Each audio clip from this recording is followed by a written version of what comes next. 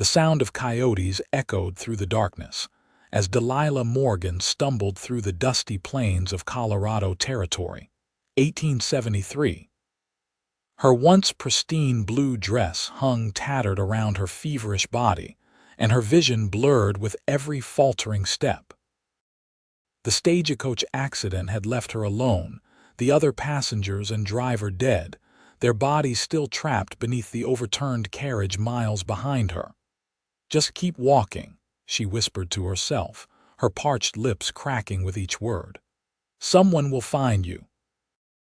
But as the moon rose higher in the vast western sky, Delilah's strength finally gave out. Her knees buckled beneath her, and she collapsed onto the hard, unforgiving earth. The fever that had been building since her wound became infected now consumed her entirely. She shivered violently despite the summer night's warmth, her body fighting a battle she feared it might lose. Miles away, Quentin Hayes rode through the night, his stallion's hooves beating a steady rhythm against the earth. At 32, Quentin had seen enough of the world to know when to mind his own business, but something instinct perhaps drew him away from his usual trail home. The seasoned cowboy adjusted his hat, squinting into the darkness ahead as thunder rumbled in the distance. "What do you think, Atlas?" "Storm's coming," he murmured to his horse, patting the animal's muscular neck. "Better find shelter soon." Atlas nickered softly and continued his steady pace, but suddenly stopped, ears pricked forward. "What is it, boy?" Quentin asked, instantly alert. Years of surviving in the untamed West had honed his senses. He leaned forward, scanning the terrain ahead.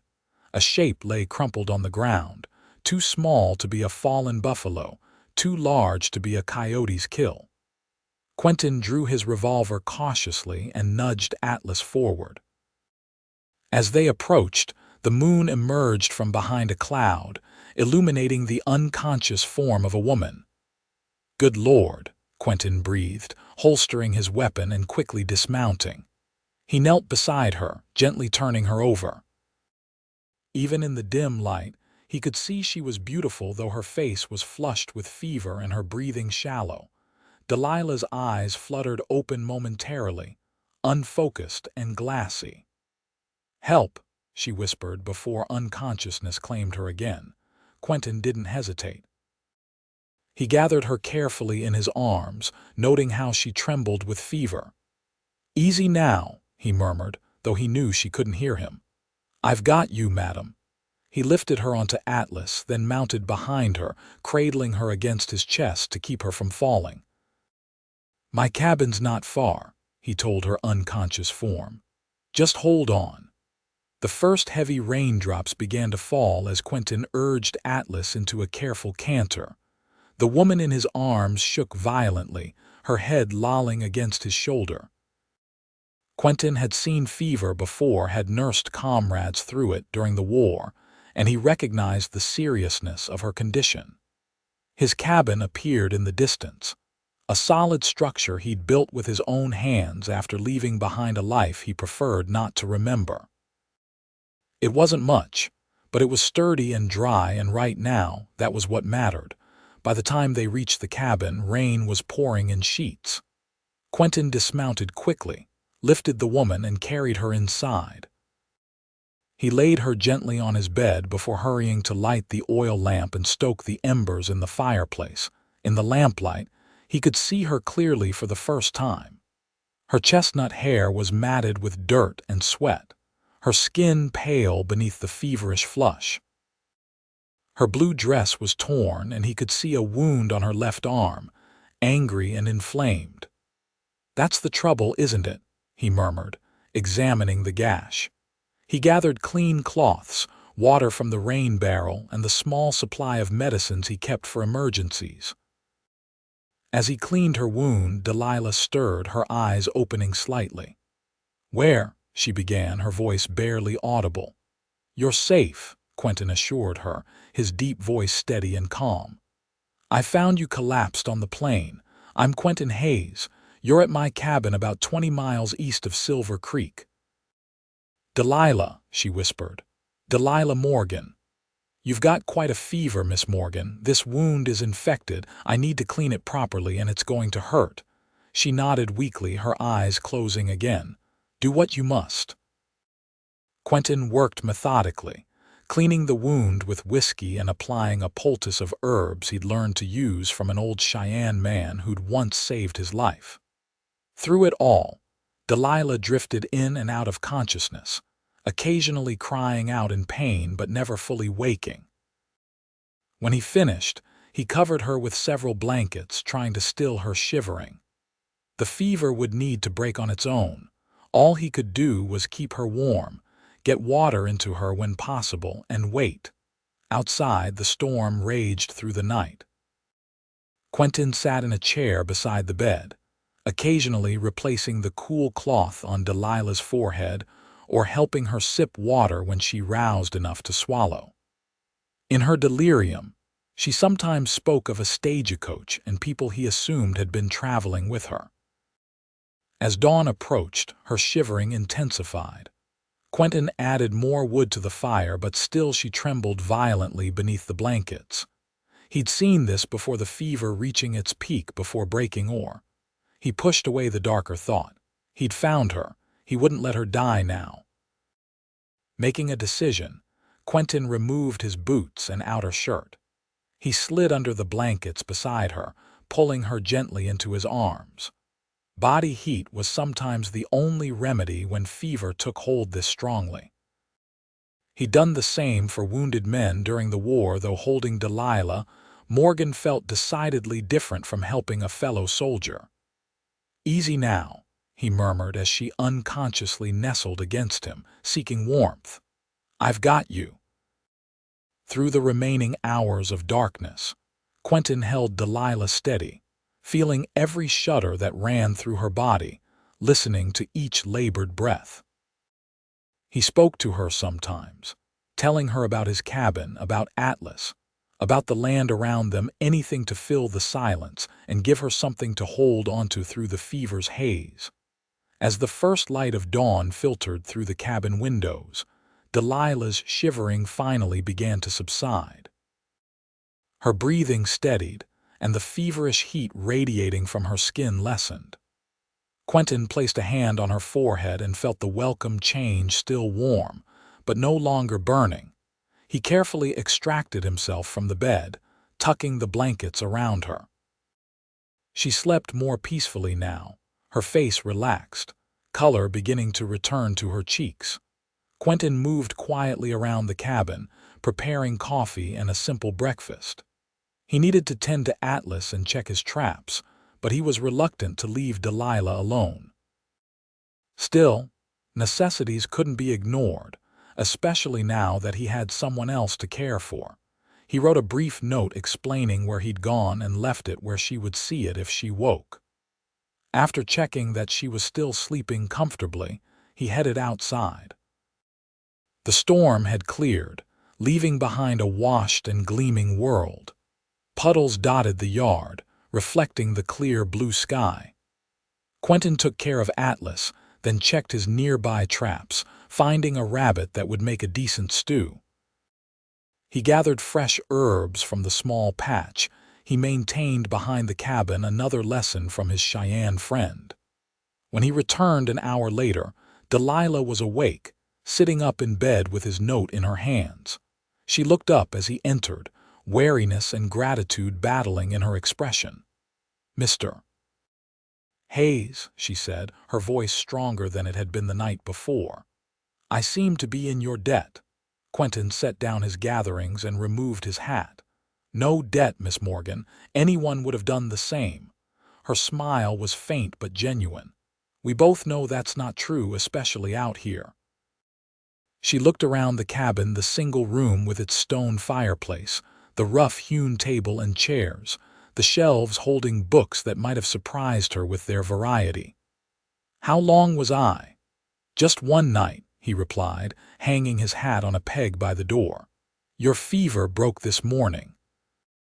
"You had me worried for a while there." Delilah touched the clean bandage on her arm. "You tended this." He nodded, suddenly feeling awkward. It had been a long time since he'd had a woman in his cabin in his bed. "I've had some practice with wounds. Army medic taught me during the war." "Which side?" she asked, then immediately shook her head. "I apologize, that's not my business." "Union," he answered anyway. "Though I try not to think much about those days anymore." Delilah nodded, understanding in her eyes. "I was traveling to Denver," she said after a moment. The stagecoach overturned when a wheel broke. The driver and the other 2 passengers. Her voice faltered. "They didn't survive. I walked as far as I could before collapsing." "Denver's still a good 70 miles from here," Quentin said, moving to the stove to put on fresh coffee. "You were lucky I found you when I did." "Yes," she agreed softly, "very lucky. Are you hungry? I can make some broth. You should start with something simple after the fever." "That would be kind, thank you."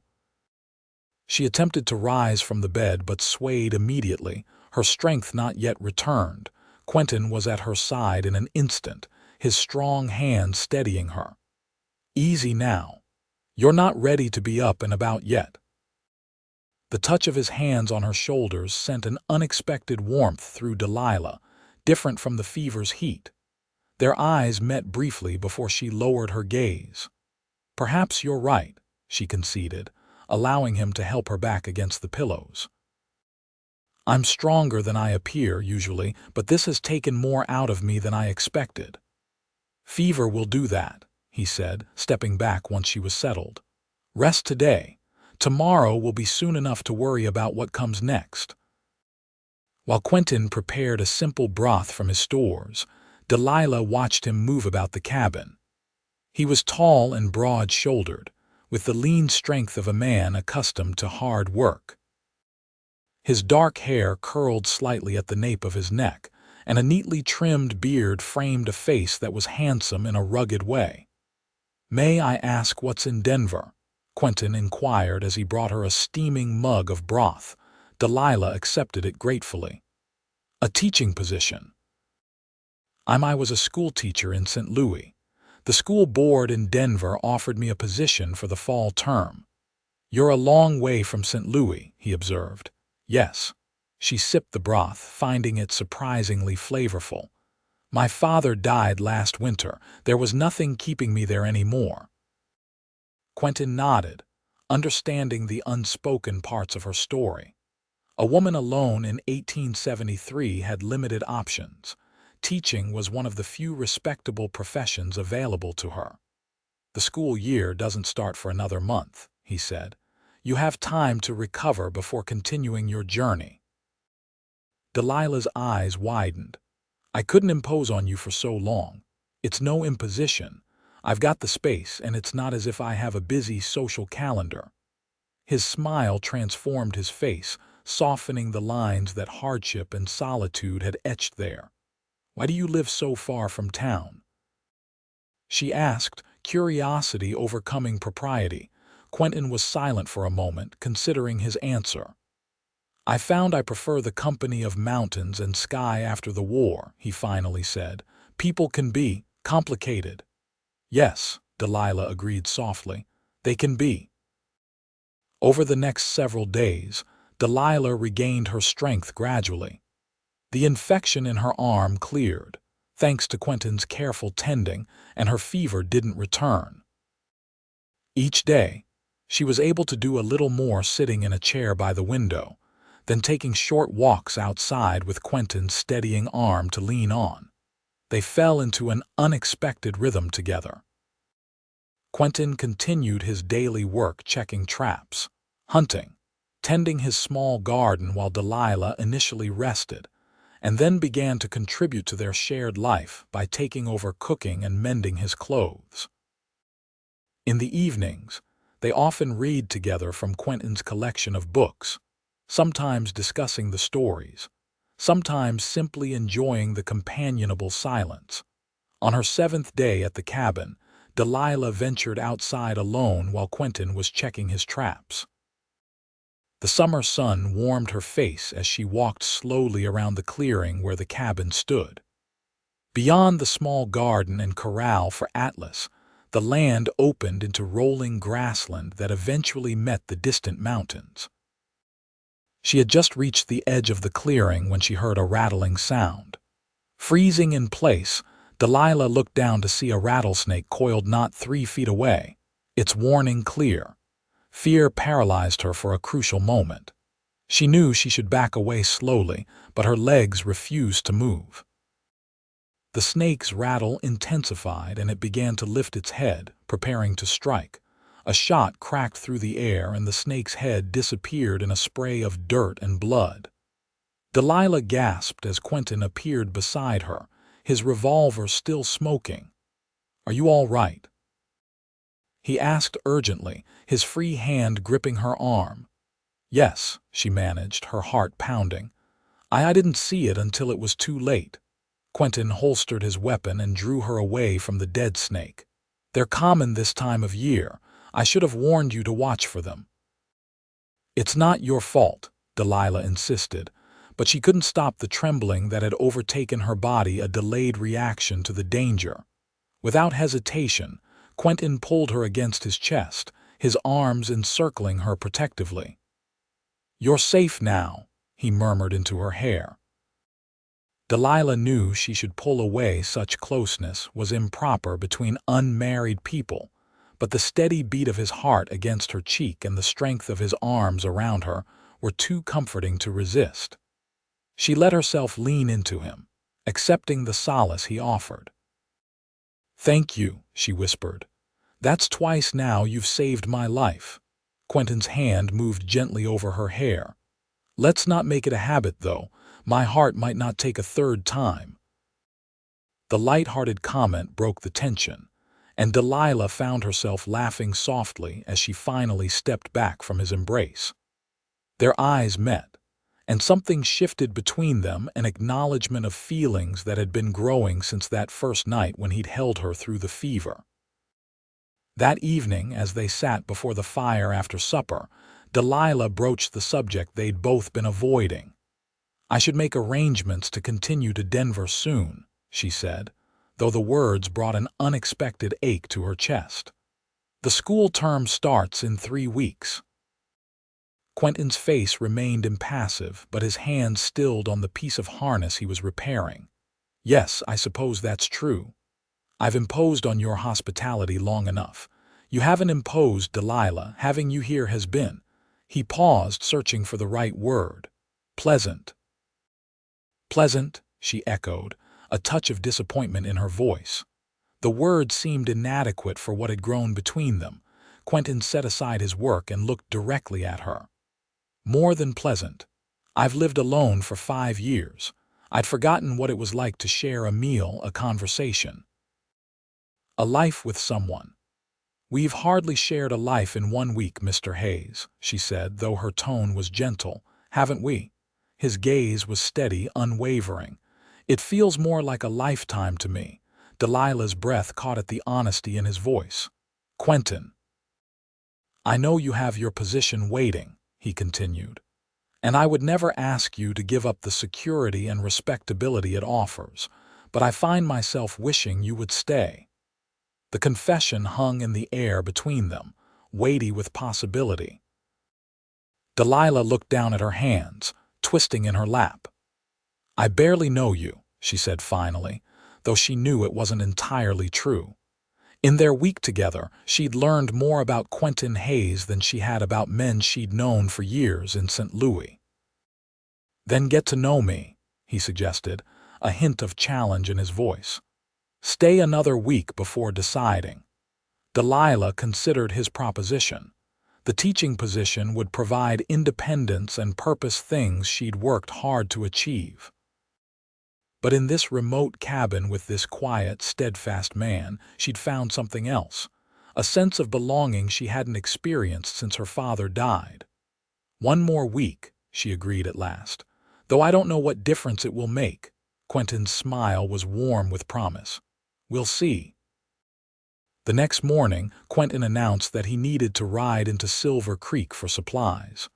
"Would you like to come along?" he asked as they finished breakfast. It's a small town, but you might enjoy the change of scenery. Delilah hesitated. Is it proper for us to travel together, I mean?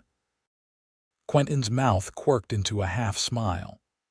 Out here, practicality often overrules propriety. But if you're concerned, Mrs. Wilson at the general store has a spare room she sometimes rents to travelers. You could stay there if you'd prefer not to return with me. The offer was considerate, acknowledging her position while giving her options. No, Delilah decided. I'll return with you, but thank you for considering my reputation. Always, he said simply. They set out an hour later, Delilah riding behind Quentin on Atlas. The powerful horse handled their combined weight easily, and though the arrangement required Delilah to hold onto Quentin's waist, she found she didn't mind the necessity. The ride to Silver Creek took most of the morning. As they approached the town, Delilah could see it was indeed small, a single main street with wooden buildings on either side, a church at one end, and scattered homes beyond. Their arrival drew curious glances from the townspeople. Quentin nodded to several as he helped Delilah dismount in front of the general store, but offered no explanations.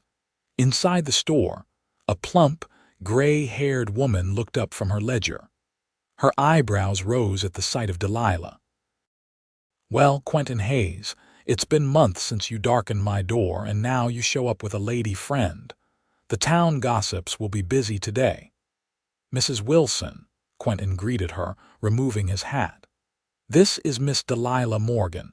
She was injured when her stagecoach overturned last week. I found her and have been helping her recover. Mrs. Wilson's expression softened immediately. You poor dear, that's a dangerous stretch of road. We lost another coach there last year. She came around the counter to take Delilah's hands. You're looking well enough now, though. Thanks to Mr. Hayes, Delilah acknowledged. He's been very kind. Mrs. Wilson shot Quentin an approving look. Well, it's about time that kindness of his benefited someone besides his horse and whatever strays he takes in. She patted Delilah's hands. Now, what can I get for you today? While Quentin handled his usual purchases, Mrs. Wilson helped Delilah select a few necessities, a ready-made dress to replace her torn one, toiletries, and other feminine items she'd been without. The older woman's friendly chatter was a welcome change after days of relative isolation. Will you be staying in town? Mrs. Wilson asked as she wrapped Delilah's purchases. No, we'll return to Mr. Hayes's cabin today, Delilah replied, then added quickly. I'll be continuing to Denver soon. I have a teaching position waiting. Mrs. Wilson nodded, though her eyes held a knowing gleam. Denver's a fine city, growing every day, but there are children needing teaching closer to home, too. Before Delilah could respond, the store's door opened, and a well-dressed man in his 40s entered. He stopped short at the sight of Quentin, his face hardening. Hayes, he said coldly. Lawson, Quentin returned, his voice equally frosty. The tension between the men was palpable. Mrs. Wilson cleared her throat uncomfortably. Judge Lawson, have you met Miss Morgan? She's recovering from an accident. Quentin's been looking after her. Judge Lawson's calculating gaze shifted to Delilah, assessment and something darker in his eyes. A pleasure, Miss Morgan. William Lawson, circuit judge for this territory. He removed his hat and offered a slight bow. If you're in need of more appropriate accommodations, I'd be happy to arrange something. The implication was clear, and Delilah felt her cheeks warm with indignation. Thank you, Judge, but I'm quite comfortable with the current arrangement. As you wish. His tone suggested he questioned her judgment. Hayes, a word outside. Quentin's jaw tightened, but he nodded. Excuse me, he said to Delilah, following the judge out of the store. As soon as they were gone, Mrs. Wilson sighed heavily. Those two have been at odds for years. The judge never forgave Quentin for testifying against his brother in that shooting incident. Got him sent to territorial prison for 5 years. What happened? Delilah asked, unable to contain her curiosity. Lawson's brother shot a young cowhand in a dispute over cards. Would have gotten away with it too, claimed self-defense, and the Lawsons have influence. But Quentin saw the whole thing and testified the boy was unarmed when he was shot.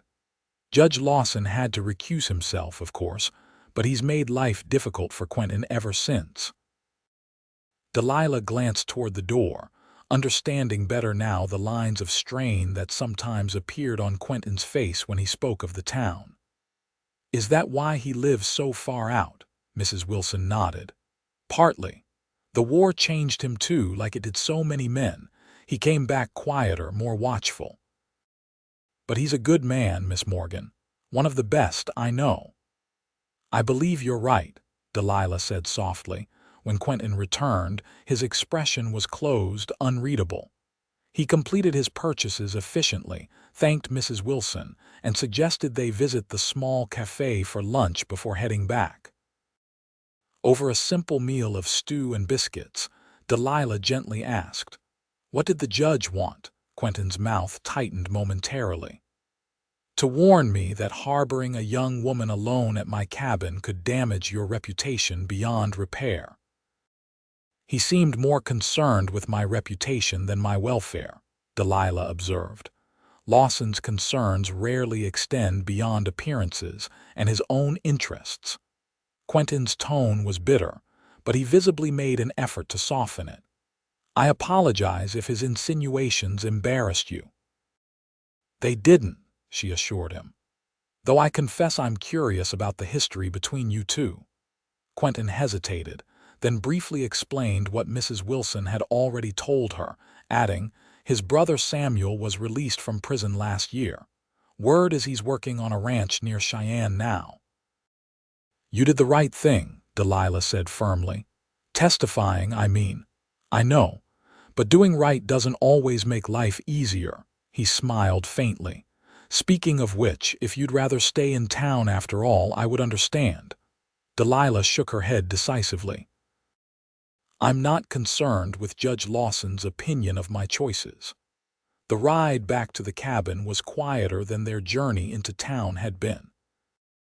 The encounter with Judge Lawson had unsettled something between them, bringing the realities of the outside world into the sheltered existence they'd been sharing.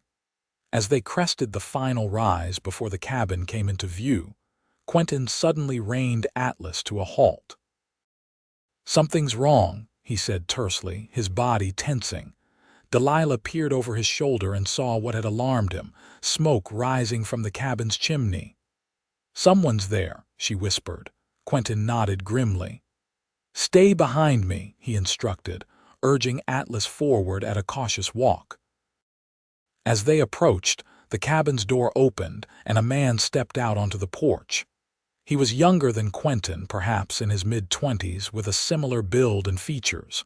Quentin's tension immediately eased. "Daniel," he called, spurring Atlas into a trot. The young man grinned broadly. "Surprise, big brother. Thought I'd come see if the rumors of you turning hermit were true." They reached the cabin, and Quentin dismounted, helping Delilah down before embracing his brother warmly. "You should have written first," he chided, though his pleasure at the unexpected visit was evident. "And miss the look on your face. Not a chance." Daniel's attention shifted to Delilah, curiosity and surprise in his expression. "Though it seems I'm the one getting surprised." "Hello, madam. Daniel, this is Miss Delilah Morgan," Quentin introduced her. "Delilah, my younger brother, Daniel Hayes." Daniel removed his hat and bowed slightly. "A pleasure, Miss Morgan. I have to say, you're not what I expected to find at my brother's cabin." "Miss Morgan was injured in a stagecoach accident," Quentin explained. "I found her and have been helping her recover." "Always the hero," Daniel said, but his tone was affectionate rather than mocking. "Well, this explains the raised eyebrows I got in town when I mentioned I was heading out to see you." Delilah felt her cheeks warm at the implication, but Quentin merely shrugged. Small towns run on gossip. You know that. Daniel helped them unload their purchases, and they moved inside the cabin. Delilah was struck by the resemblance between the brothers. They shared the same dark hair and strong features, though Daniel's face lacked the weathering that years of outdoor life had etched into Quentin's. Over dinner, which Delilah insisted on preparing despite Daniel's offers to help, the brothers caught up on each other's lives. Daniel, it emerged, worked for the territorial governor's office in Denver, handling correspondence and legal matters. Which reminds me, Daniel said, pulling an envelope from his coat pocket.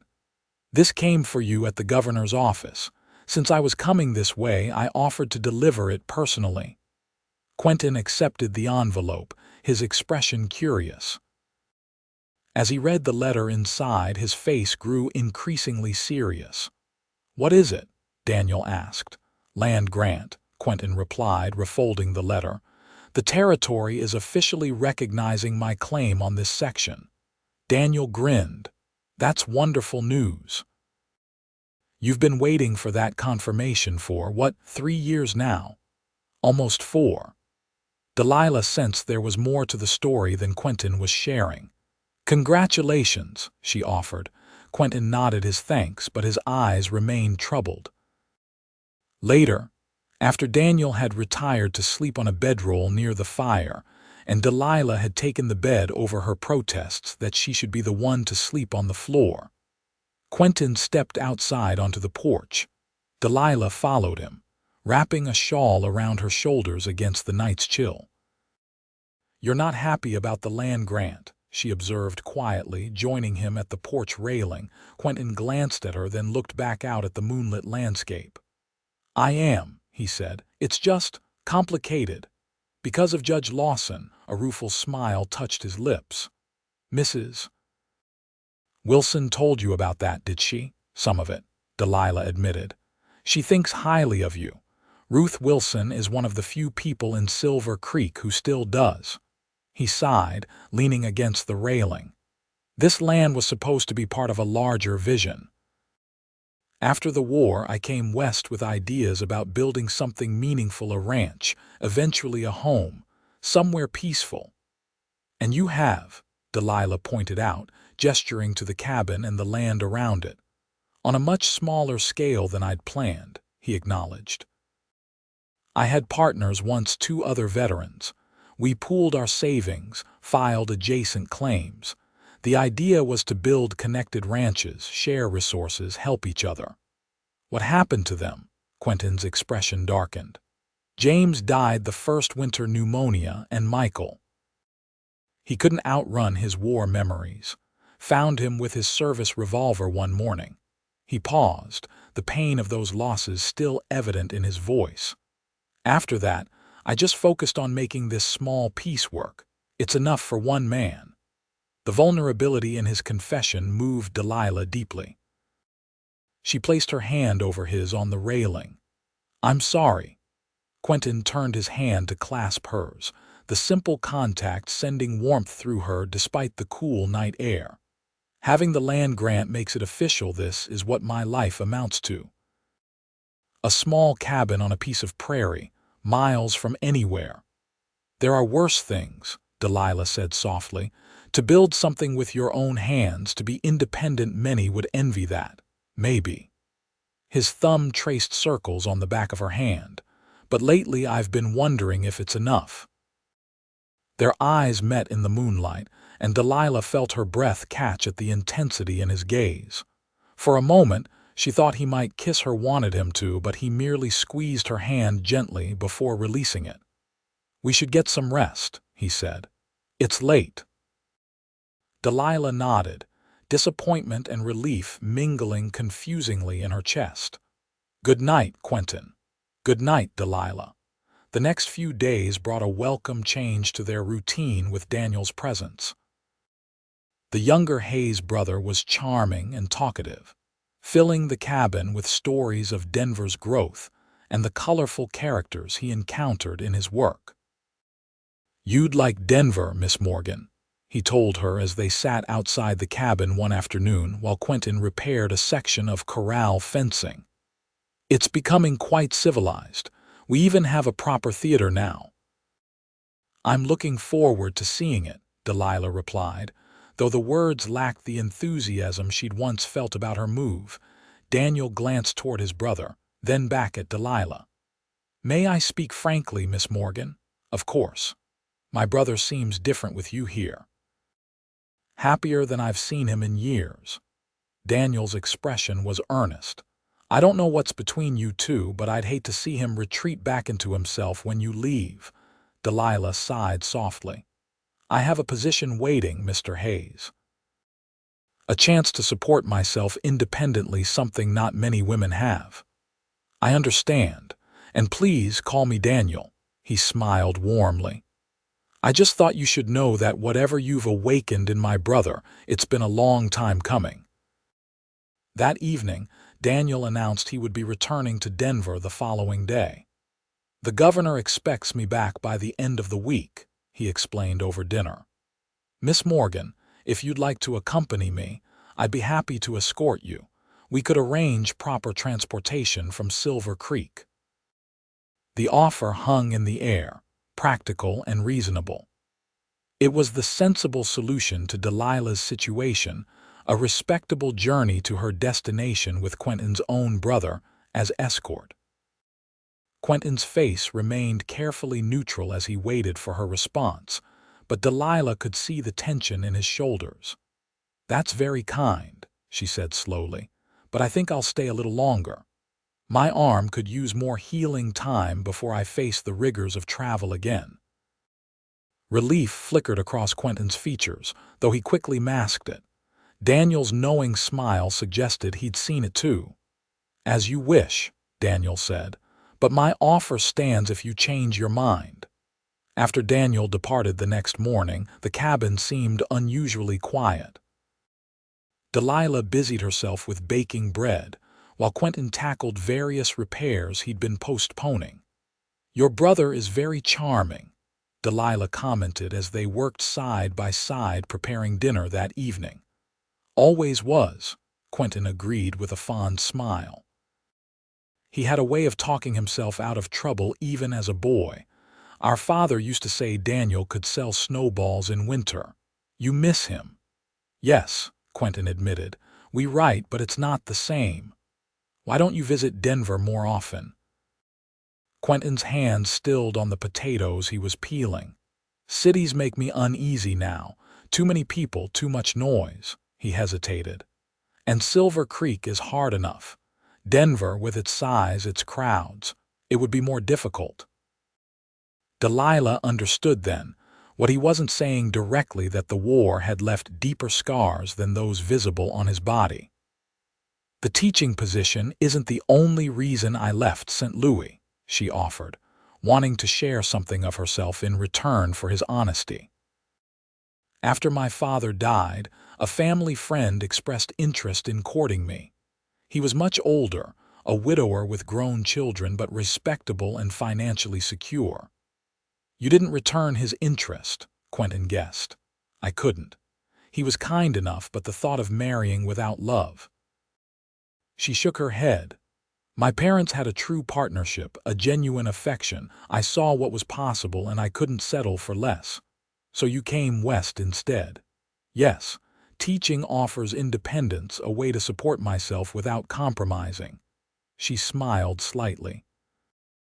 "My father always encouraged my education. He believed women deserve choices beyond marriage and motherhood." "He sounds like a wise man." "He was." Delilah's voice softened with memory. "What about your parents, both gone now? Mother died when Daniel was 12, father 5 years later."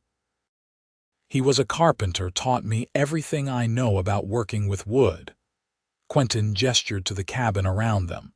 "He would have approved of this place, I think. Simple but solid." As they continued preparing the meal, sharing stories and memories, Delilah was struck by how comfortable she felt with Quentin. There was an ease between them that she'd never experienced with anyone else, a sense that she could be entirely herself, without judgment or expectation. That night, as they sat before the fire reading, Quentin suddenly closed his book and looked at her intently. "Why did you really stay? After Daniel offered to escort you to Denver?" The directness of the question caught Delilah off guard. She set aside her own book, considering her answer carefully. "Because I wasn't ready to leave," she said finally, deciding honesty was the only appropriate response. "Because being here with you feels right in a way I can't fully explain." Quentin's eyes darkened at her words. He set his book on the small table beside his chair and leaned forward. "I've been thinking about what comes next," he said, his voice low and serious. "About what I want my life to be." "And what have you decided?" Delilah asked, her heart beating faster. "That I want more than solitude. That perhaps what I've been building here all along wasn't just a home for myself, but the foundation for something larger." He held her gaze steadily. "Something I might share." The implication of his words hung in the air between them, weighty with possibility. Delilah found herself unable to look away from the warmth and hope in his eyes. "Quentin," she began, uncertain what she meant to say. He rose from his chair and crossed to kneel beside hers, taking her hands in his. "I know it's too soon," he said. "I know you have plans, a future you've worked toward. I'm not asking you to abandon those things. I'm just asking you to consider that there might be a place for me in that future. Or for you in mine." Delilah's throat tightened with emotion. The intensity of her feelings for this man who had literally held her steady through her darkest hours both thrilled and frightened her. "I don't know what to say," she whispered. "You don't need to say anything now," he assured her, his thumbs tracing gentle patterns on her palms. "Just think about it. About us." Before she could respond, he leaned forward and pressed his lips to hers in a kiss so tender it brought tears to her eyes. It was a question, an offering, a promise all at once. When he pulled back, Delilah saw her own wonder reflected in his face. Without words, she reached up to touch his cheek, drawing him back to her for another kiss, this one a clear answer to his unspoken question. The days that followed took on a dreamlike quality for Delilah. Each morning brought new discoveries, the way Quentin hummed under his breath when he worked, the surprising gentleness of his calloused hands when they touched her, the depth of thought behind his quiet exterior. They spoke of their pasts more openly now, sharing the experiences that had shaped them. Quentin told her of the horrors he'd witnessed during the war, of the nightmares that still sometimes woke him in a cold sweat. Delilah confided her fears about failing in Denver, about choosing independence over security. "Teaching was always my dream," she explained as they walked together along the creek that ran near the cabin. "But now, I wonder if I've been too rigid in how I defined independence." "How so?" Quentin asked, his hand warm around hers. "I equated independence with being alone, supporting myself. But perhaps true independence is having the courage to choose what truly makes you happy, even if it's not what others expect." Quentin squeezed her hand gently. "And what would make you happy, Delilah Morgan?" She stopped walking and turned to face him, her heart full. "I think I'm beginning to understand that now." That night, they sat on the porch watching stars appear in the darkening sky. Quentin's arm was around her shoulders, her head resting against him. "I have something for you," he said, reaching into his pocket. He withdrew a small wooden box, intricately carved with wildflowers. "I've been working on this when you weren't looking." Delilah accepted the box with wonder, running her fingers over the detailed carvings. "It's beautiful." "Open it," he urged softly. Inside, nestled on a scrap of velvet, was a ring, a simple band of silver with a small pearl set in the center. "It was my mother's," Quentin explained, his voice husky with emotion. "My father gave it to her when they became engaged. I've carried it with me since she died, waiting for the right person to give it to." Delilah looked up at him, tears shimmering in her eyes. "I know we haven't known each other long," he continued, taking her free hand in his. "But I've learned more about you in these weeks than I've known about anyone. I've seen your strength, your kindness, your determination. I've watched you face fever and fear with equal courage." He paused, gathering his thoughts. "I love you, Delilah Morgan. I love the way you read by firelight, the way you hum when you cook, the way you've brought life back into this cabin and into me." "Quentin," she whispered, her voice catching. "I'm not asking you to give up your dreams," he said earnestly. "Denver isn't so far. We could find a way to make it work. You could teach there, and I could visit, or we could build something here together. I just know that I want to face whatever comes next with you beside me." Delilah looked down at the ring, then back at Quentin's face, open, vulnerable, hopeful. In that moment, the choice that had seemed so complicated suddenly became crystal clear. "Yes," she said simply. Joy transformed his features. "Yes, yes, I'll marry you, Quentin Hayes." She smiled through her tears. "I love you too. I think I have since you held me through that fever, refusing to let me go even when it seemed hopeless." Quentin took the ring from the box with slightly trembling fingers and slid it onto her hand. It fit perfectly, as if it had been made for her. He pulled her into his arms then, kissing her with a passion that spoke of all the days and nights they would share.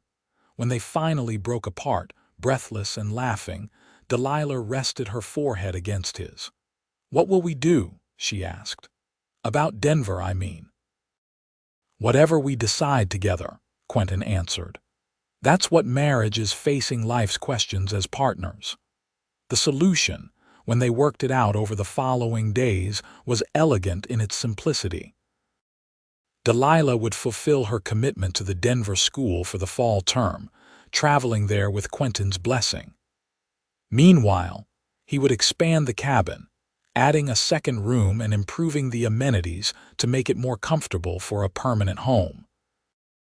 At Christmas, when the school term ended, they would be married in Denver with Daniel as witness. Then they would decide together whether to make their home permanently at the cabin or in Denver, or perhaps somewhere in between.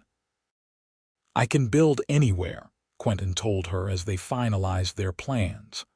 "And with the land grant secure, I could sell this place if we decide to settle elsewhere." "Let's not make that decision yet," Delilah suggested. "I've grown fond of this cabin and the land around it. There's a peace here I've never found elsewhere." 2 weeks before Delilah was to leave for Denver, they rode into Silver Creek together to send telegrams announcing their engagement, one to the school board in Denver, explaining that Miss Morgan would be arriving as planned, but would be Mrs. Hayes by Christmas, and one to Daniel sharing their happy news. Mrs. Wilson was the first to congratulate them, clapping her hands in delight when they told her. "I knew it," she exclaimed. "The moment I saw you two together, I said to myself, Ruth Wilson, that man has finally met his match." Others in town were more reserved in their reactions, particularly when Judge Lawson arrived at the general store while they were still there. The judge's eyes narrowed when he spotted Delilah's ring. "Congratulations," he said coldly. "Though I wonder if Miss Morgan realizes what she's agreeing to. Life out here isn't easy for a woman of refinement." Before Quentin could respond, Delilah stepped forward, her chin lifted. "I appreciate your concern, Judge Lawson, but I'm quite aware of the challenges. I've already survived a stagecoach accident, infection, fever, and a rattlesnake encounter. I believe I'm equal to whatever else the territory might present." The judge's eyebrows rose at her spirited response. "Indeed. Well then, I wish you both happiness." His tone suggested he expected the opposite. As they left the store, Quentin squeezed Delilah's hand. "You were magnificent," he told her with admiration. "I don't think anyone's spoken to Judge Lawson like that in years." "He needed to hear it," she replied with a smile, "and I meant every word." The day of Delilah's departure for Denver arrived too quickly. They had arranged for her to travel with a merchant family who made regular trips between Silver Creek and the city, ensuring her journey would be safe and comfortable. As they stood outside the general store waiting for the wagon to be loaded, Quentin held her hands tightly in his. "8 weeks until Christmas," he said. "Then we'll never be apart again." "I'll write every day," Delilah promised, blinking back tears. "And I'll be counting the hours until I'm back in your arms." "I've been thinking," Quentin said, his voice rough with emotion, "about what we discussed expanding the cabin. What if instead I built us a proper house? Something with more room, windows to catch the morning light, a real kitchen for you." Delilah's heart swelled at the image his words created. "That sounds wonderful. I'll start as soon as you leave. It will give me something to focus on besides missing you." When the wagon was finally ready, their goodbye was brief, but intense, a lingering kiss that had to sustain them through the weeks ahead, whispered promises of their future together. As the wagon pulled away, Delilah looked back to see Quentin standing in the road, his tall figure growing smaller with distance, but his presence in her heart only growing stronger. The 8 weeks of separation were the longest of Delilah's life, despite the busy schedule of teaching that filled her days. Denver was indeed growing and vibrant, just as Daniel had described, but she found herself missing the quiet beauty of Quentin's land, the simple routines they had established together. She wrote to him daily as promised, receiving his less frequent but longer letters in return. He described the progress on their house, the foundation laid, the walls going up, the roof finally in place just as the first snow fell. "I've built it with windows facing east," he wrote in one letter, "so you can watch the sunrise from our bed. There's a special shelf in the main room for your books and space for a garden come spring. All it lacks now is you to make it a home."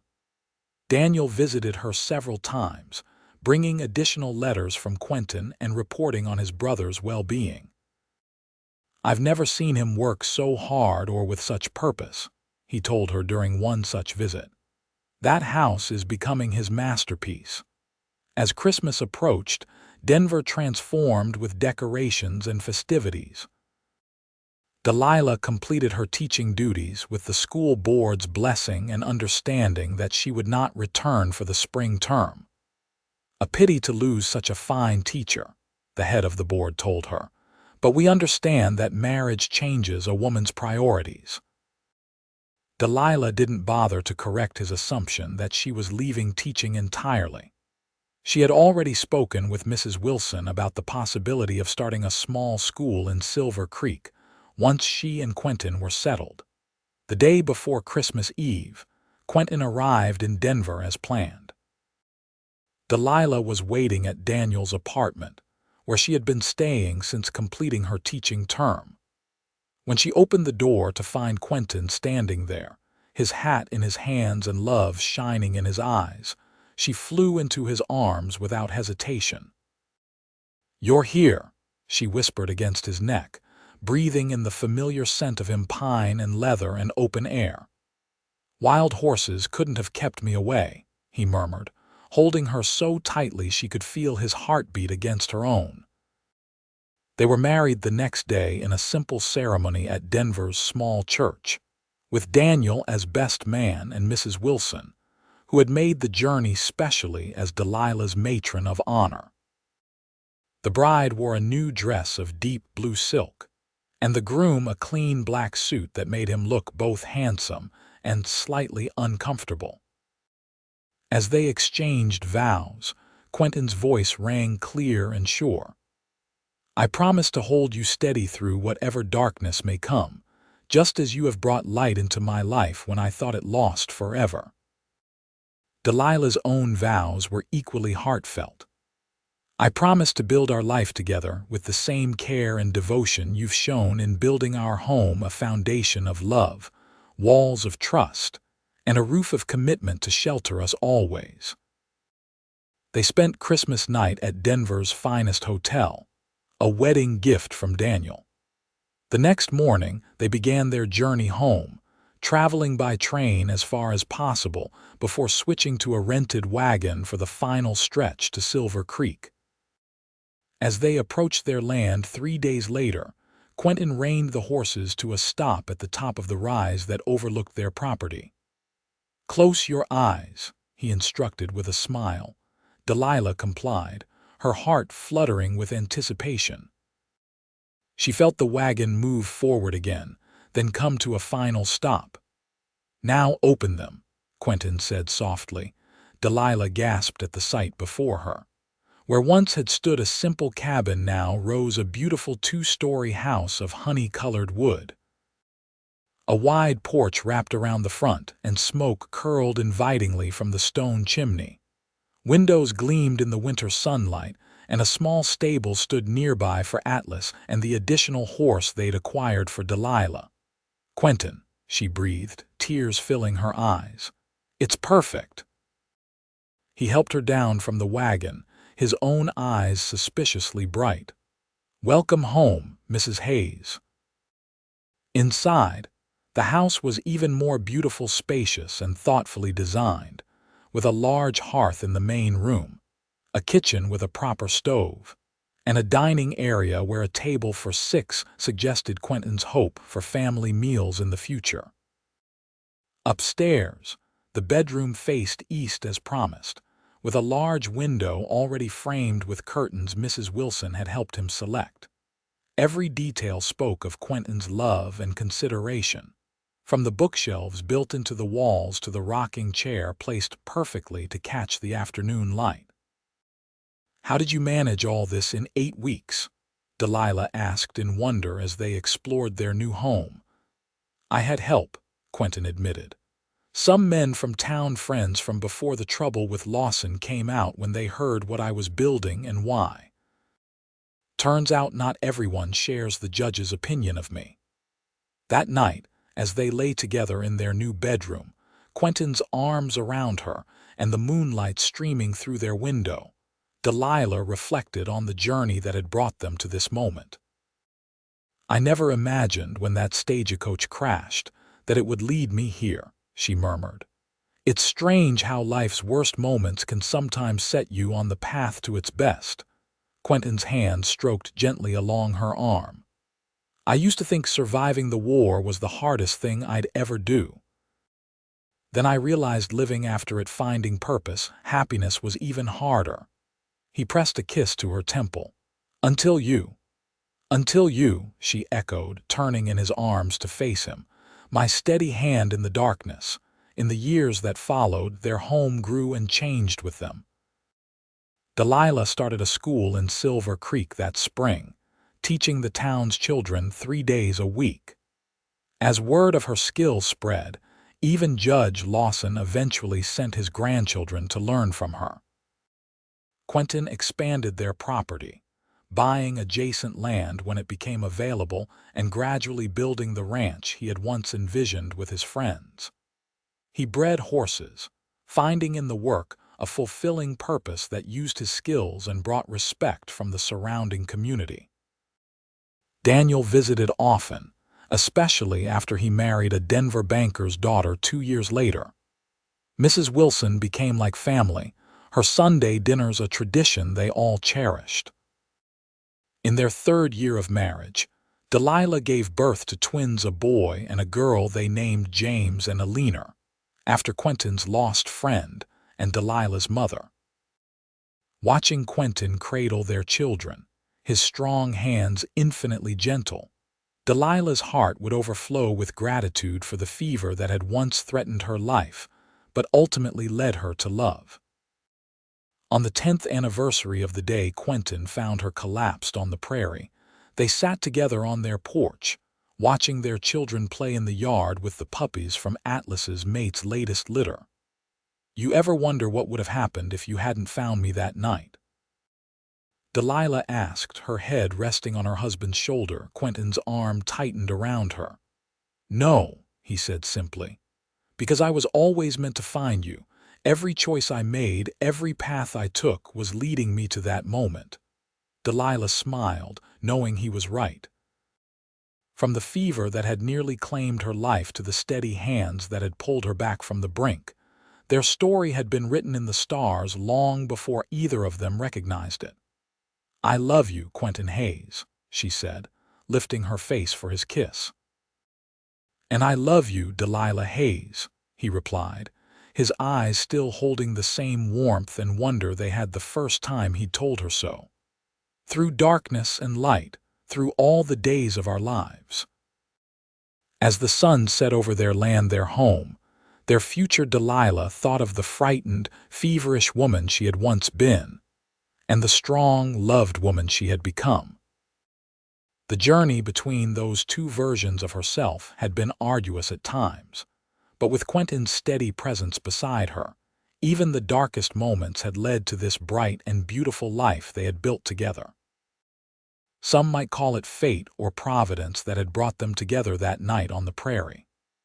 Delilah preferred to think of it as the beginning of their story, a story of fever and healing, of solitude and connection, of two souls finding in each other exactly what they needed to become whole. And as the first stars appeared in the twilight sky above them, Delilah knew with absolute certainty that their story, like their love, would endure long after they were gone, steady and true through whatever darkness might come.